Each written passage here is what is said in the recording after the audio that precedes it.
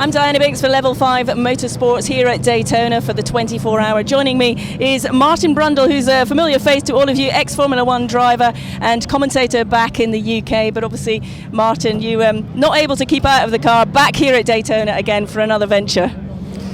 Yeah, I love racing and I've missed it a lot. I've been busy doing some other things, especially my broadcasting career. So it's 21 years since I raced here, but I feel new and young and fresh when I pull on some overalls and stick the skid lid on. I'm really loving it. How much has it changed? Well, the challenges of the track are very similar. I mean, the place looks $1 million. It's so bright and smart compared to how I remember it. But the layout is very similar, so the cars are doing the same sort of times and have the same issues going around.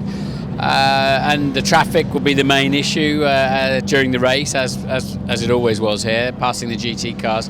So in some ways nothing's changed. In other ways, it's just brighter, smarter, more exciting. What's the main challenge for a driver racing here? It's a dozen hours of darkness, unlike Le Mans, which is 5 hours. So you got a lot of night work, although they've improved the lighting quite dramatically since I was here a couple of decades ago, obviously.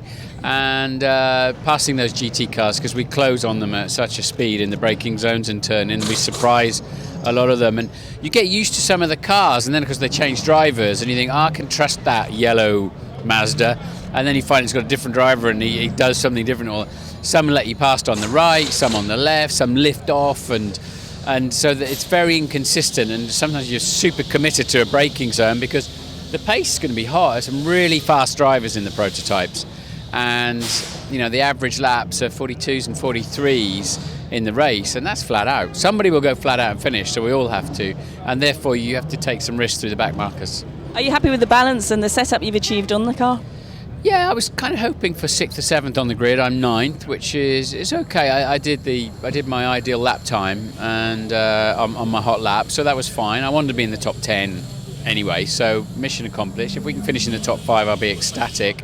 And we have a great race setup. Yeah, our car's really nicely balanced. Mark Brundell and I are really happy with how we've got the car, so I think we'll be there or thereabouts. Now you're teaming up with Mark. You've obviously raced against him, but never with him. How's that partnership going?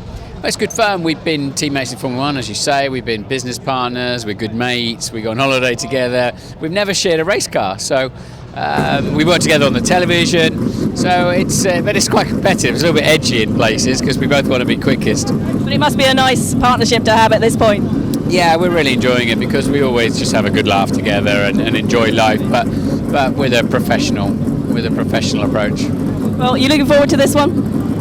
Yeah, I'm starting the race because I qualified the car. They chose me to put the qualifying laps in, and that'll be an interesting challenge for me up against this lot. And if it's like any other 24-hour race, they all act like they're in a 10-lap Formula 4 thrash for the first few minutes, which seems completely crazy. So there'll be a bit of barging, and hopefully we'll stay out of the silliness and the mischief and think about the long game. All right, Martin. Well, thanks very much for talking to us. I hope you have a really good race. Thank you.